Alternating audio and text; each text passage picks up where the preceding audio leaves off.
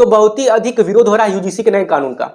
अभी जो ये कानून बना है promotion of equity in higher education institutions regulation, तो इस पे मतलब पूरा बवाल मचा हुआ है सोशल मीडिया पे। जैसे ही खोल रहा हूँ वही दिख रहा है। अब इसमें विरोध इस बात का हो रहा है कि किसी वर्ग को विशेष अधिकार दे दिए गए हैं और किसी वर्ग के लिए कोई प्रावधान है ही नहीं, तो इस कानून का मिसयूज हो सकता है, यानी कि फर्जी केस फाइल हो सकते हैं। वैसे भी बहुत सारे SC/ST केस जो होते हैं वो फेक होते हैं, ये देखा गया है। चोरी के खिलाफ कानून बनने से किसे दिक्कत होगी? जो चोर होगा। अत्याचार के खिलाफ कानून बनने से कौन दिल मिलाएगा? जो अत्याचारी होगा। जनरल कैटेगरी यूजीसी का विरोध इसलिए नहीं कर रही है कि उसको जातिवाद करना है, वो विरोध इसलिए कर रही है क्योंकि झूठे आरोपों पर कार्रवाई करने के लिए कोई नियम नहीं बनाया गया है, वो अधिकारियों की मर्जी पर छोड़ दिया गया है। जनरल्स का कहना है कि अगर झूठे आरोपों पर कोई कार्रवाई नहीं होगी तो हमको अक्सर फंसाया जाएगा झूठे आरोपों में और हो सकता है हमारा जीवन बर्बाद हो जाए। इन सब के बाद इसमें एंट्री होती है कंचना यादव की, जो कहती है हाँ जनरल के छात्रों को झूठे आरोपों में फंसाया जाना चाहिए क्योंकि इनके बाप दादाओं ने हमारा शोषण किया था। वो बात अलग है कि SC/ST के सबसे ज्यादा मुकदमे यादवों पे दर्ज हैं।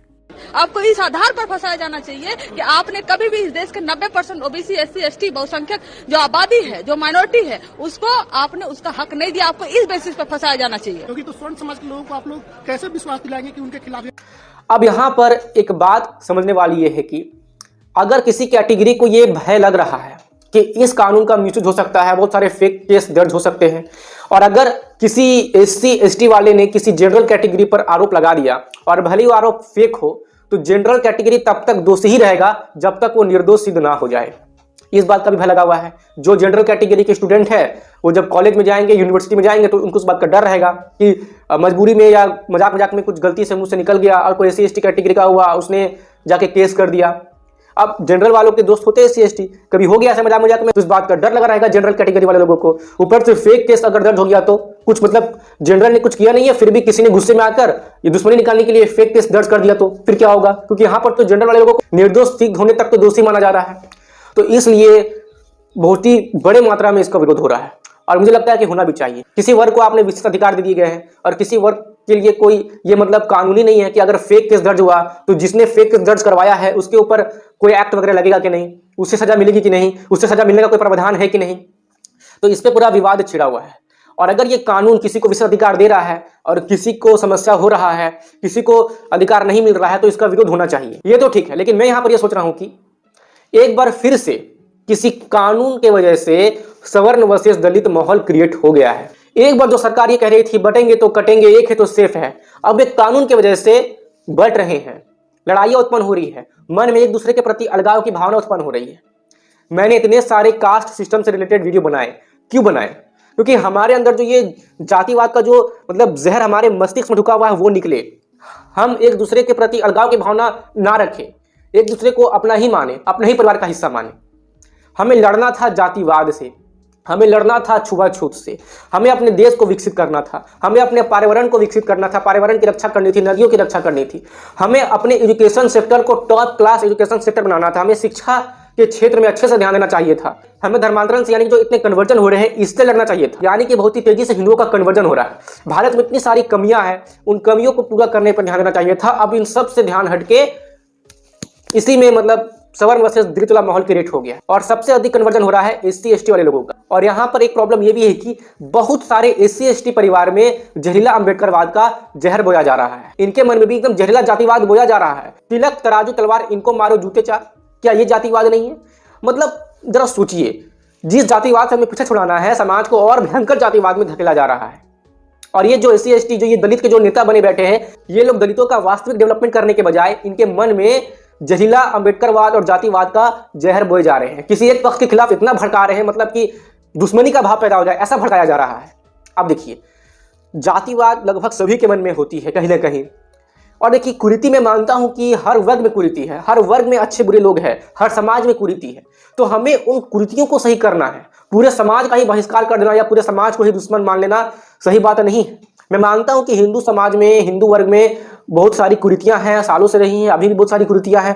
तो हमें उन कुरीतियों को सही करना है, हमें उन कुरीतियों को हटाना है। अरे जब भी किसी के घर में कोई समस्या होती है तो समस्या का निवारण किया जाता है या पूरे घर का ही बहिष्कार कर दिया जाता है, पूरे घर को छोड़ दिया जाता है? नहीं।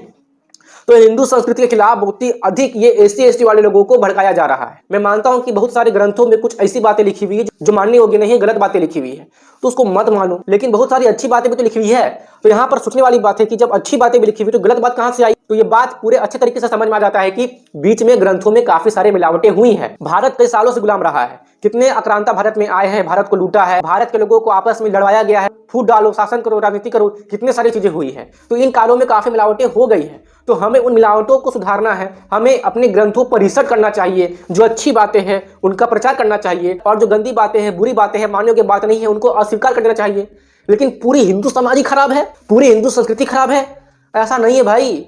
इतने सालों तक हिंदू संस्कृति बची रह गई, यानी कि कुछ तो दम है इसमें, तभी तो इतने सालों तक बची रह गई। इसमें भी अच्छाइयां हैं, इसमें भी बहुत सारी अच्छी बातें लिखी हुई है। तो अच्छी बातों को ढूंढिए, पढ़िए, समझिए, शिक्षित होइए, बुद्धि का प्रयोग कीजिए, विवेक का प्रयोग कीजिए, समझदार बनिए। लेकिन ऐसा होने के बजाय क्या हो रहा है, आपस में सब लड़ने में लगे हुए हैं।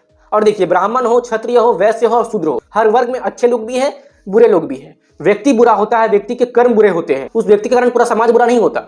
हर समाज में अच्छे व्यक्ति होते हैं, तो जो अच्छे व्यक्ति हैं उनसे सीख लीजिए, इंस्पिरेशन लीजिए, इस तरह की फालतू बातें मत फैलाइए। आप इस गपोड़ी की पोस्ट को देखिए, ऋग्वेद 8:33-17, स्त्रियों की बुद्धि छोटी होती है। क्या ऋग्वेद में यही लिखा है? लेकिन जब हमने इस मंत्र को खोला तो यहाँ पर लिखा है कि एक पति को अपनी पत्नी का मन नहीं मारना चाहिए, मतलब उसके डिमांड्स को बार बार मना नहीं करना चाहिए, उसको टालना नहीं चाहिए।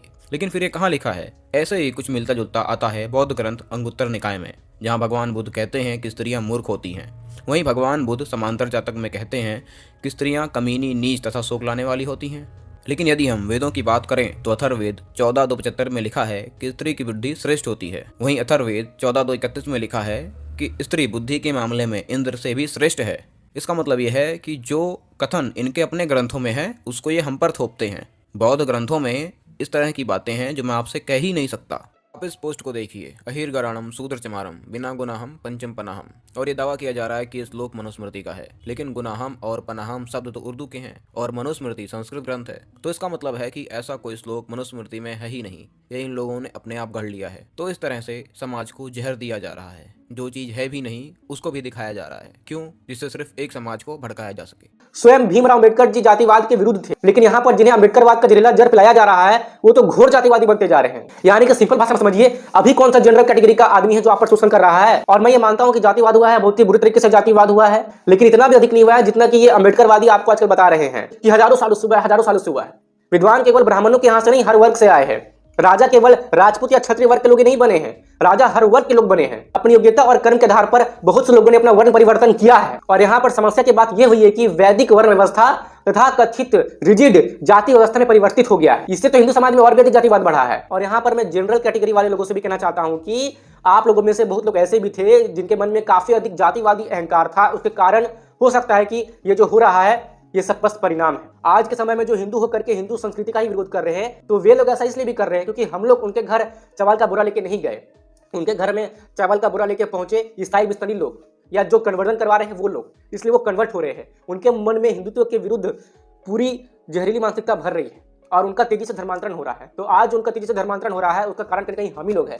तो अब हमें सुधरना चाहिए। अब ये हम सबको उत्तरदायित्व है कि हमें अपनी संस्कृति को बचाना होगा और हमारी संस्कृति में, हमारे समाज में जो भी कुरीतियां है हमें उसे खत्म करना होगा, क्योंकि भारत की पहचान सनातन धर्म की संस्कृति से ही है और ये बचाना हम सबका उत्तरदायित्व है। और यहाँ पर मैं सरकार को बोलना चाहता हूँ कि आप लिंग के आधार पर कानून ला रहे हैं, यानी कि महिलाओं को भी बहुत सारे विशेष अधिकार मिले हैं, इसलिए महिलाएं भी बहुत सारे अधिकार का मिसयूज करती है पुरुषों के विरुद्ध। तो देखिए, यहाँ पर समझने वाली बात यह है कि बायस रूल रहेगा तो समस्या होगी। सरकार को सभी के लिए एकदम समान कानून लागू करना पड़ेगा। ना धर्म के आधार पर कोई विशेष कानून होना चाहिए, ना ही लिंग के आधार पर और ना ही जाति के आधार पर। किसी भी समाज को अगर आप विशेष अधिकार देंगे उसका मिसयूज होने की संभावना बहुत अधिक रहती है और इससे क्या होता है, एक दूसरे में आपसी अलगाव पैदा होता है, झगड़े होते हैं। आशा करता हूं कि मैंने जो कुछ भी कहने का प्रयास किया है आप सबको समझ में आया होगा और आपकी जो भी राय है खुल के कमेंट बॉक्स में जरूर बता दें।